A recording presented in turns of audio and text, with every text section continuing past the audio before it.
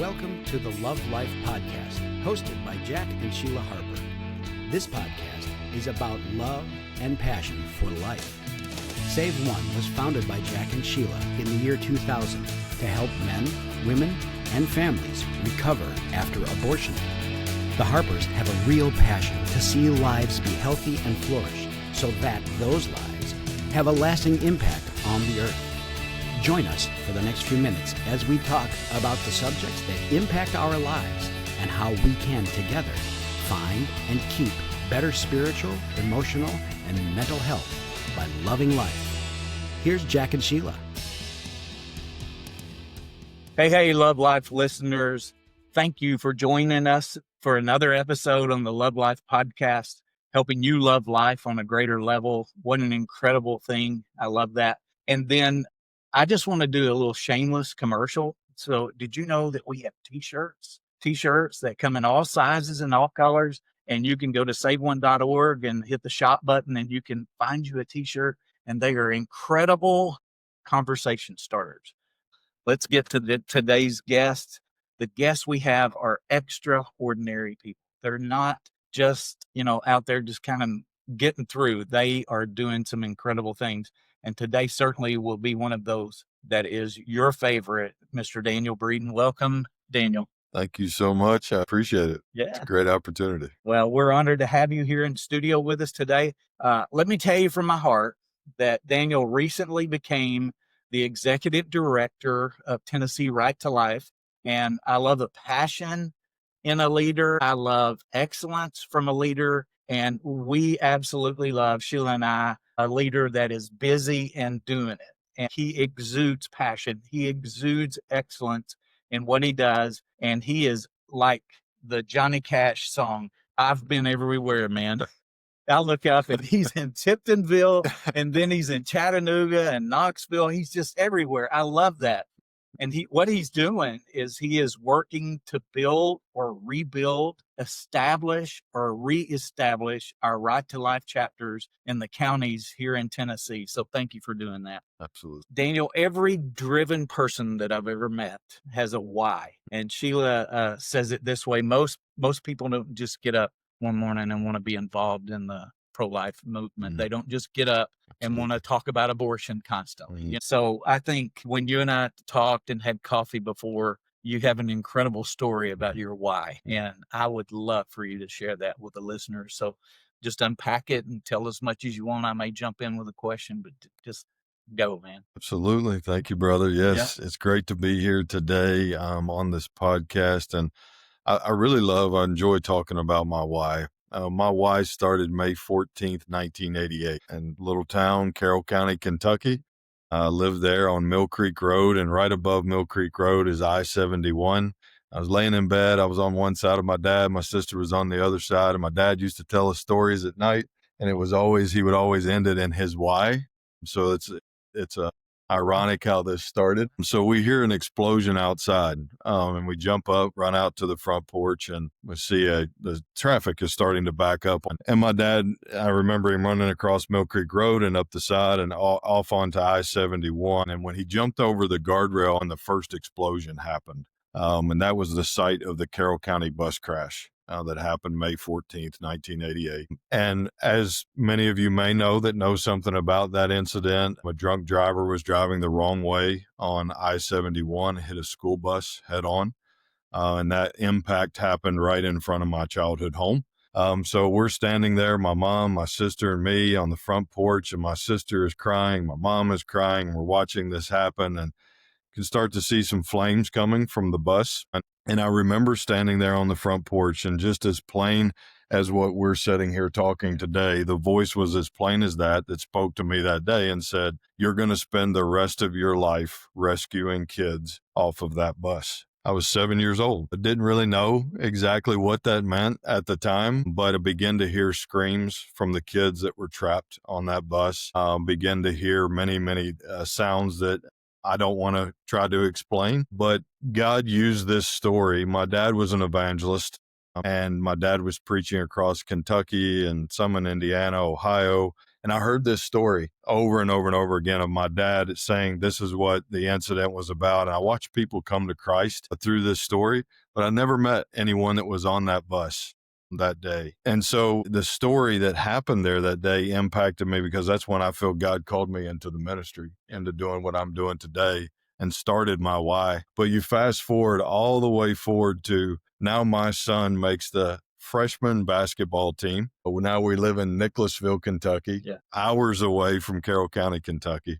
And I'm sitting on the bench, and I had been working at a place in Nicholasville where we served kids that were going through very traumatic mental and physical abuse. Some that were brought to us that had been sex trafficked. And I'd been serving there at that time about 10 years. And you know how you're just at the point where your why doesn't matter anymore. You're just burned out. And I was there. I was to a point where I just knew that I couldn't go on anymore. My wife worked at the same facility that I worked at. So we would work there and then we would come home, and that's what we would talk about at home. So I'm sitting there on the bench. My son comes out for his first practice, and a gentleman walks in that I can tell has been in a very traumatic incident. So I say, okay, God, I stand up and I walk down and I stick my hand out. And I said, hey, I just want to introduce myself. My name's Daniel Breeden. And the guy turned and looked at me and he said, well, my name's Harold Dennis. And I said, does my last name mean anything to you in your life? And he said, what did you say it was? I said, it was Breeden. And he said, your dad's name wouldn't happen to be Daryl. And I said, yeah, it is. And he said, well, your dad was a part of the reason why that I made it off of the Carroll County bus when that incident happened. So that transfers into my dad having this conversations with Harold and them coming back together. I'm sitting with Harold having all of this amazing, watching God bring us back together and God reinvigorating my why. I have you right where I want you. Keep going, keep pressing. So my best friend in this whole wide world today is a guy by the name of Harold Dennis to this very day. Yeah.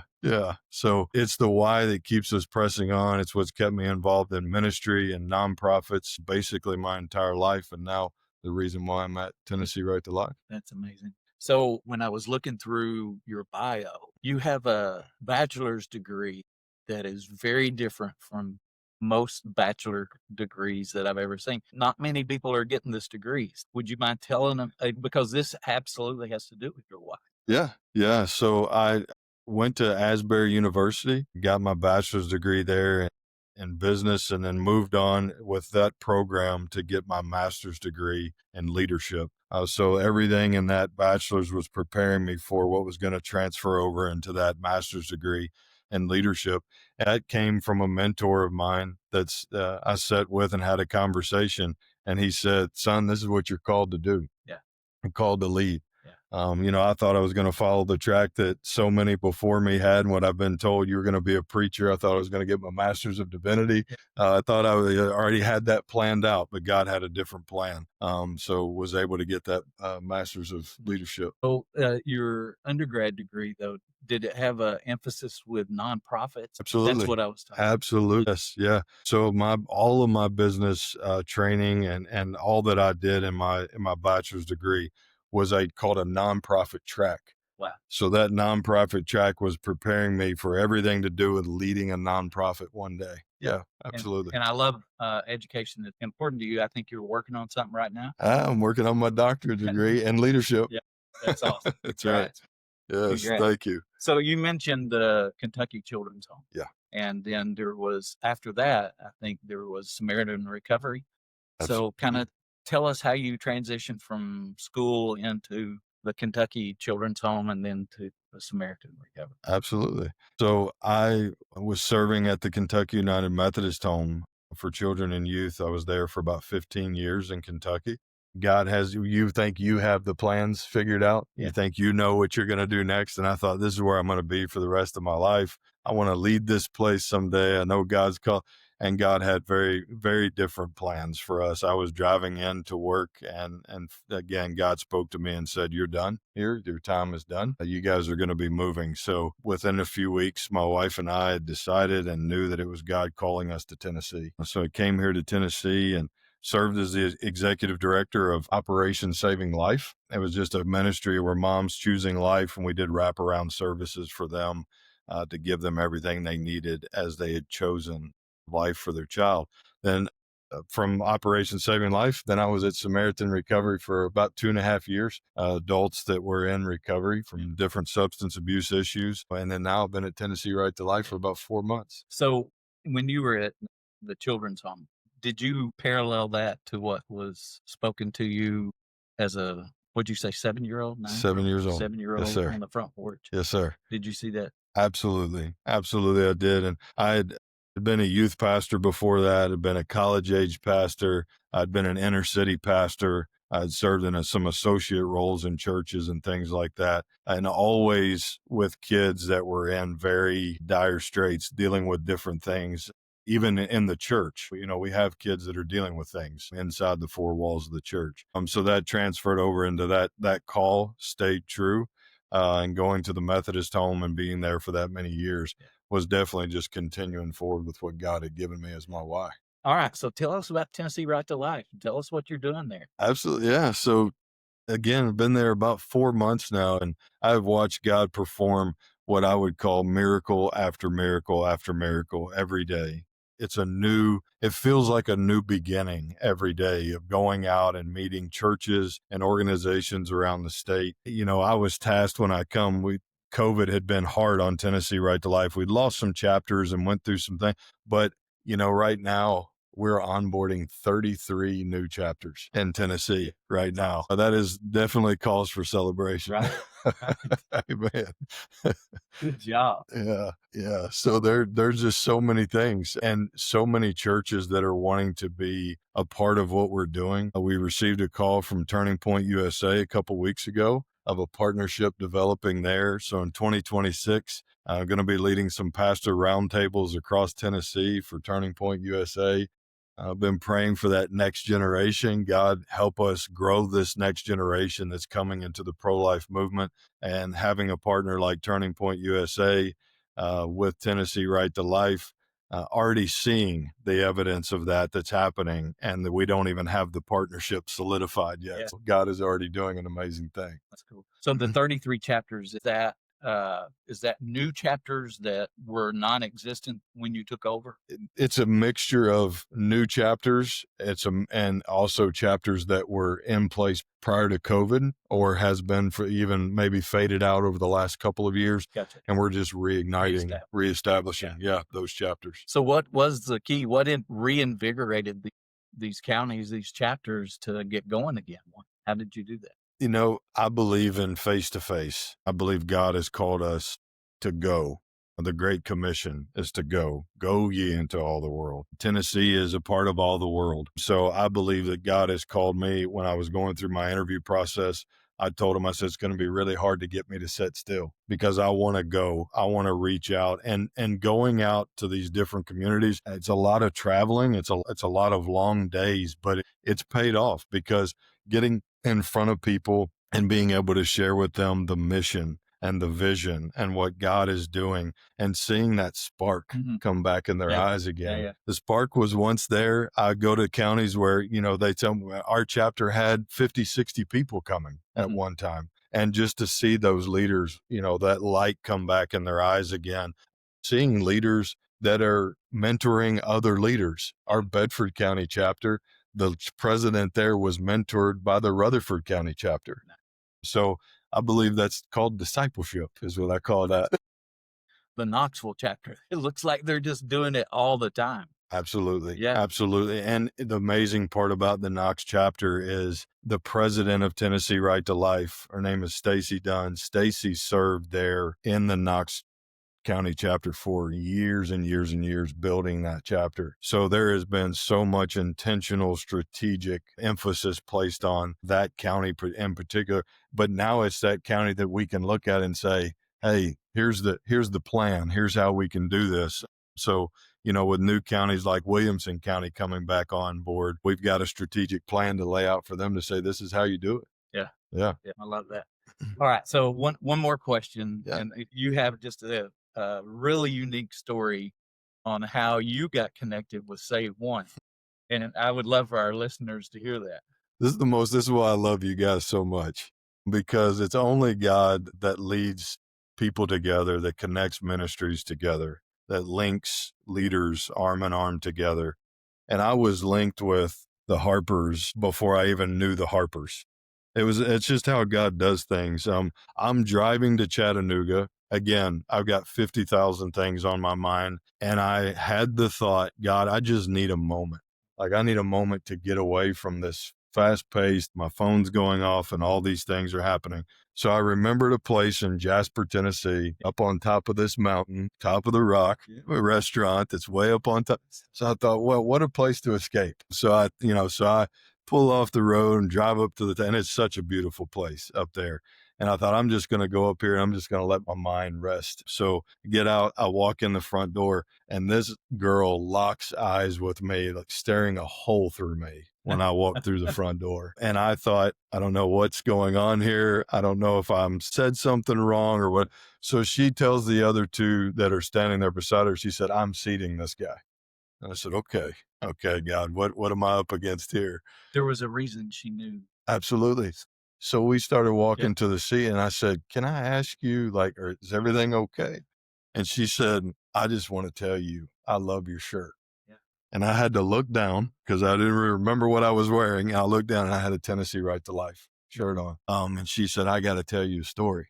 And she started telling me about Save One. She started telling me about you guys. She started telling me about her church and how her church supports Save One. And we talked for probably 5 minutes standing there at the table. And I said, man, I'm so excited. I gave her a card. And she said, I got to go write notes down for you. I'm going to go back and I'm going to write notes down on this. So she goes back and writes notes down on it. She brings it back to me. She said, here's all the people you need to talk to. Here's the amazing leaders that Saved One and all that. So I clipped a picture of it and posted it on Facebook.